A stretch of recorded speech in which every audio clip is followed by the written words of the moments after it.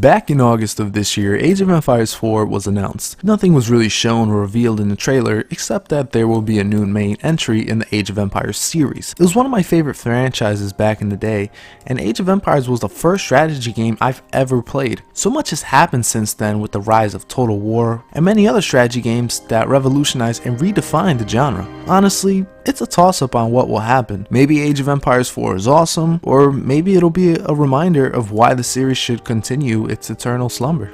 But that's a discussion for another day. Let's look back on the last official entry in the series, Age of Empires 3. While I did have a blast at the time, many fans seemed a bit disappointed in this one. To be honest, I rarely return to this one myself and go back to 1 and 2 a lot more. Was it just plagued with legitimate issues that held it back, or was it just another victim of its own hype? Well, I can tell you this. Ain't nobody was complaining about the graphics at the time. When I first launched the demo back in 05, I was drooling on how beautiful the game looked. The environments were full of detail, the character models were stunning, and the animations were silky smooth. What I personally loved was how cannons and mortars blast away pieces of buildings. Just seeing the carnage and destruction is certainly a thing of beauty. Don't take that out of context. Heck, not only are the graphics top notch, but the audio is also well done. The music may not be as epic or as memorable as in Age of Empires 1 or 2, but the way the music changes depending on what's going on more than makes up for it. But honestly, who cares about the presentation if the gameplay is worse than getting kicked in the groin repeatedly? Thankfully it succeeds, but there are a few low blows here and there. First, the positive. The biggest change is no longer needing to return the town center or to another building to return resources. Resources are automatically applied to the pool. This is very much like the Norse civilization in Age of Mythology. This creates a much faster paced game. That's not the only time elements from Age of Mythology have been used. While advancing to the next age, you can select between two characters who will either provide you with either resources or units. Age of Empires 3 also introduces explorers, which are your fallen heroes, similar from, once again, Age of Mythology. Heck, they should just call this game Age of Mythology Colonial Edition. But anyways, back on track. These explorers are important, especially for the early game. Not only do they help you explore the map, but also find treasures and secrets. These can either be guarded by guardians or undefended, right for the taking. The rewards for finding them could be a resource, a special unit, or some settlers. Explorers can also build trade posts on either trade routes or Native American settlements. The former allows you to gain resources over time, while the latter grants you unique units and improvements based on the tribe. While many of the units are shared within the European nations, I still found combat to be a blast. With musketeers and other ranged infantry being introduced, it adds a new element of strategy with how to compose your army. In addition, ranged infantry now have melee attack. It's a nice little touch that adds depth to the combat. The good thing as well is that there's a nice tutorial to help familiarize yourself with the new mechanics and any other questions you may have. The campaign has taken inspiration from, say it with me now, Age of Mythology. Similar to that game, the campaign is focused more on fictional characters rather than the civilizations like in previous Age of Empires titles. The game is split into 3 acts, with Captain Henry Morgan of the Knights of St. John heading up the first, John Black and his motley crew taking care of the second, and concluding with the narrator Amelia Black and her fellow Americans. I will admit, I enjoyed the story for what it was, and seeing all the acts culminate into the final mission was a satisfying end. However, I felt the challenge never really scaled with the campaign, and the last act was just as easy as the first. And of course, the coveted scenario editor returns with features from, you guessed it, Age of Mythology. Unfortunately, I don't spend too much time here cause I suck at it, but there are some awesome scenarios created by people online. And now for the bad. Since you're creating a colony now, the idea of having shipments from your capital come in wasn't a bad concept. However, the execution is flawed. Before you play any skirmish battle, you'll need to create a home city, which will be the civilization you want to play as. You build your deck of cards, each providing different benefits such as improving your explorer, granting resources, summoning eunuchs, etc. etc. The problem is, many of the better cards are locked until you level up your city. This severely affects the multiplayer competitive aspect of the game, as it no longer is about skill, but about who has the better cards. To make matters worse, you need to do this for each civilization.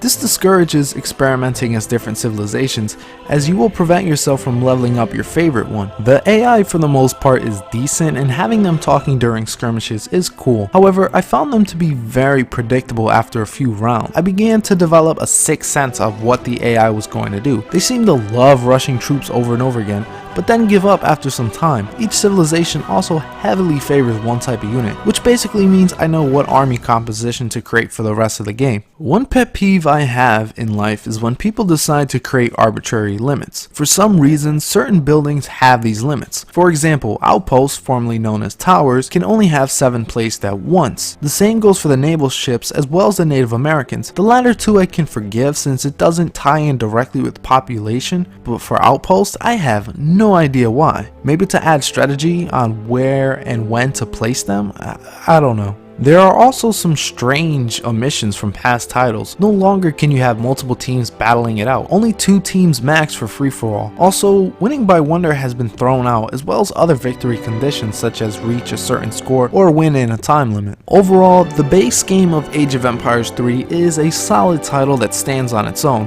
I approve of many of the features carried over from Age of Mythology, but it also doesn't do much to advance the series forward. That's probably the game's biggest flaw. Sure, the home city system was good on paper, but it just wasn't fully realized and can seen as more of a gimmick than a fully fledged innovation. There definitely was some room for improvement.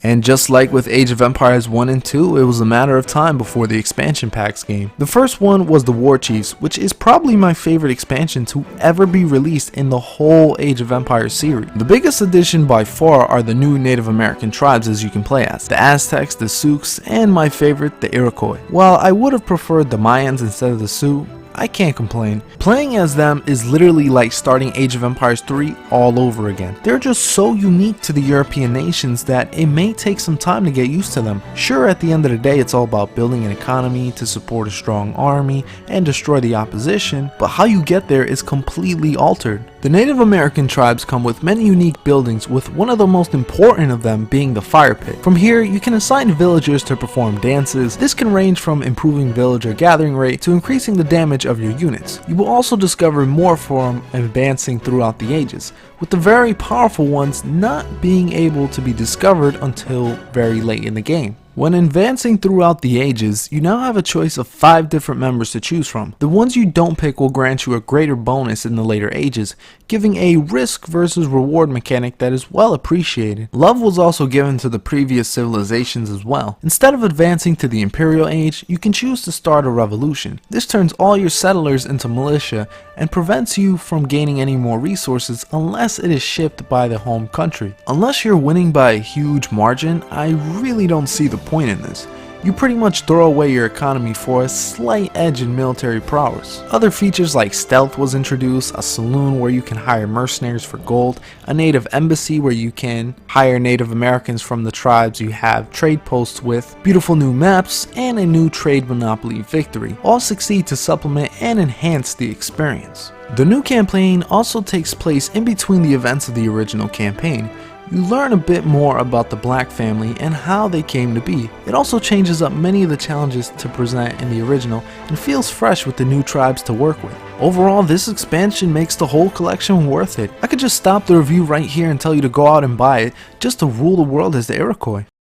The next expansion is the Asian Dynasties, which is easily the weaker of the two, but not without its merit. After the Warchiefs expansion pack, the game felt more than complete with very little room of improvement. There honestly just wasn't anything desired. While this isn't a bad expansion pack, it felt more of a complementary piece rather than a supplemental one. The new cultures, China, Japan, and India, feel out of place and highly contrasting to the native and European civilization. Heck, the campaigns are now civilization based instead of character based, similar to how they were in 1 and 2. Each civilization features its own story and takes place in various time periods. Japan goes through the Sengoku era, China ventures around the world in 1421, and India faces a rebellion in 1857. While these are new civilizations with new characters, many of the plot lines are recycled from the Warchiefs and original campaign, making these the least interesting. However, introducing a new way to play a familiar game is always well appreciated. All the new nations have strange strange quirks about them, like India not being able to hunt animals, the Chinese monk can convert units while attacking them, and the Japanese can build shrines to gain resources. What really helps to separate these civilizations from the rest is the use of a new resource called export. Export can be used to bring in special shipments from the consulate. These include special troops and unique technologies. Export generates very slowly over time, so picking the most beneficial shipment at the right time will turn the tide of battle to your favor. The Asian civilizations also build wonders in order to advance to the next age, providing a permanent bonus unless it is destroyed. Overall, nothing revolutionary, but a nice diversion from the norm. Taking everything into account, Age of Empires 3 is a great title. As I stated before, the Warpath campaign makes the whole collection worth it. While I do believe the game still lacks any major innovation and has some serious flaws, I can give it a solid recommendation. With the series being in a hiatus for as long as it has been, it makes sense as Age of Empires 3 wasn't the critical masterpiece Microsoft expected. With that said, I still believe it's a well-made title, even if it does fall short of the series' expectations. Thank you guys for watching as always, subscribe and share this video, and please follow me on Twitter as well. This is Pow3rh0use, signing off.